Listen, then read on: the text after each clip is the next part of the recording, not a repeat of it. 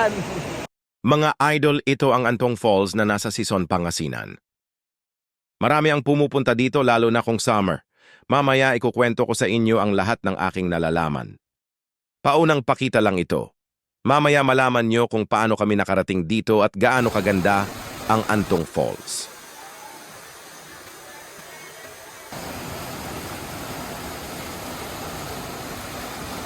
Hello guys mga idol. Isa na namang tagpo ang ating pag-usapan ngayon, ang Antong Falls ng Sison, Pangasinan. Ang Antong Falls ay nasa Sison, Pangasinan, ika-4 na bayan mula Urdaneta City, Binalonan, Poso Robio, ika-4 ang Sison, Pangasinan. Itong daan na ito ay kaakit-akit tignan, lalo na yung mga motor gumigiwang sila dahil sa kurbada na ito. Parang yung napapanood lang natin sa YouTube. Kaya ako din bumaba upang makita ang paligid. Sobrang ganda ang paligid, malamig ang simoy ng hangin dahil sa mga puno ng kahoy. Saglit lang kaming nagpahinga habang nakatingin ako sa malayo. Nagagandahan ako sa nakikita ko ang kulay green na tanim na palay at mga huni ng mga ibon na aking naririnig.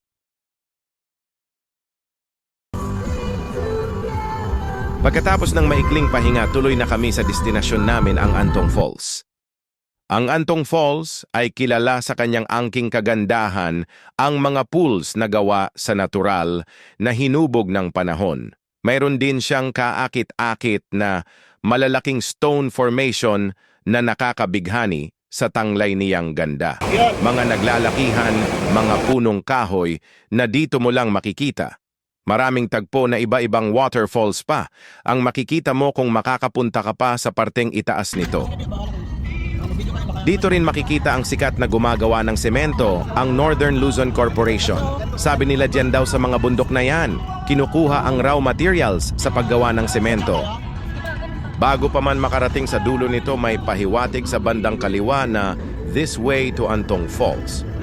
Madali nang puntahan ngayon ang Antong Falls dahil napakaganda na ang daan, hindi gaya dati. Kailangan pang maglakad ng napakalayo bago marating ang falls. Napakalaki na rin ang ambag nito sa turismo. Kaya ang pamahalaan na mismo ng Sison ang nagpanukala sa pagbabago sa mga nagbabalak puntahan ang Antong Falls. Ngayon ay ituloy nyo na dahil napakadaling puntahan nito, walang entrance fee, kailangan mo lang nagbayad ng community tax na 30 pesos bawat isang tao. Pagkatapos bibigyan kayo ng numero at yun ang ibibigay nyo sa loob. At parking fee naman ay 60 pesos. Nakarating na kami guys. Nakarating na guys, dito sila Manong Rudy. Nandito na kami mismo. Sa entrance kasama namin dito, mga kaibigan, sila Virgil at isa pang kasama namin si Malin.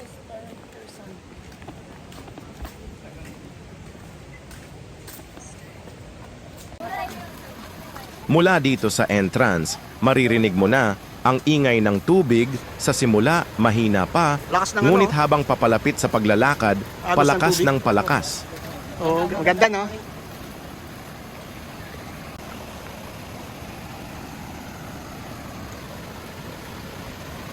Sa entrance. Ito ang makikita guys, mga bulaklak sa magkabila at matibay na railings protection upang hindi mahulog ang mga naglalakad.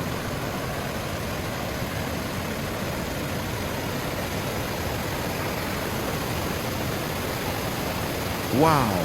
Nakikita ko na ang pinagmumulan ng ingay, napakaganda na waterfalls. Marami pa dito ang kaaya-ayang makikita habang papasok sa loob. Ako rin ay hindi na makaantay kung paano ko maikwento ito sa inyo.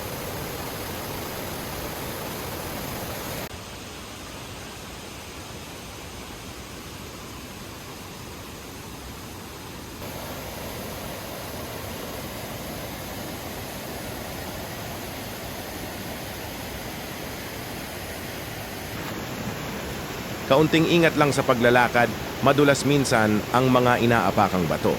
Kailangan na lumakad pa upang marating ang pinakaaasam ng marami na sa banda pa roon may kakaiba.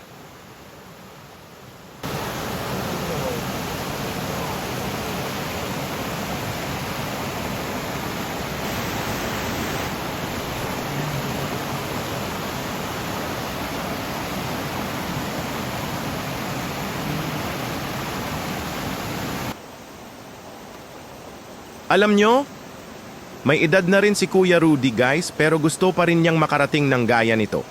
Alam ko rin, yun ang itatanong nyo. Pero masaya siya na nakakarating sa ganito. Ha ha ha. Marami pa tayong mapupuntahan guys na kakaparehas nito. Kaya patuloy nyo kaming panoorin ang vlog ni Manong Rudy. Guys, kailangan lang na lumakad ng lumakad pa. Marami kang matutuklasan na kakaiba. Nandito ang mga naglalakihang mga bato at iba-ibang uri ng mga punong kahoy. Ako din bilib sa ginawa ng kalikasan.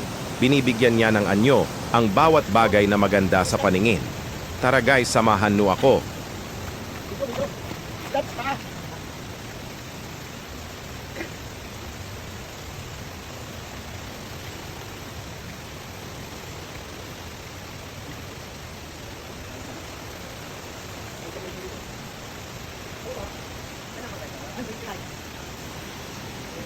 Number natin.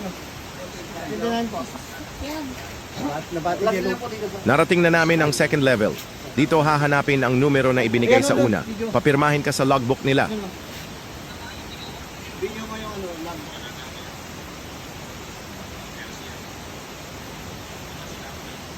Oh, doon ako lang lagi dyan.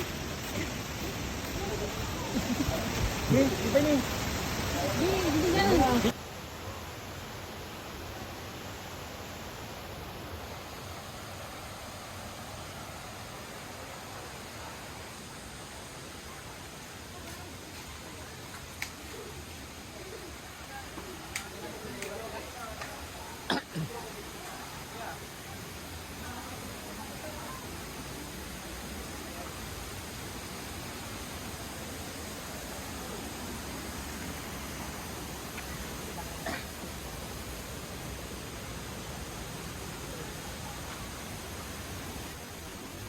Sa wakas, narating na namin ang unang lugar kung saan makikita na dito ang mga naliligo. Kanya-kanyang pwesto ang bawat grupo.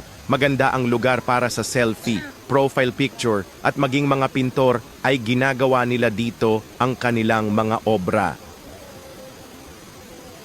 Nais ko sanang sundan nyo ako sa makabago kong estilo ng pagbablog. Mapapanood din ito sa YouTube, Facebook at Instagram gamit ko ngayon ang RT Dualan Vlog. Maraming salamat sa inyong lahat. Magandang araw. Hindi pa nagtatapos ang vlog na ito. Marami pa akong ipapakita sa inyo kaya sa susunod ipapakita namin ang mga iba pang mukha ng Antong Falls. Maraming salamat po.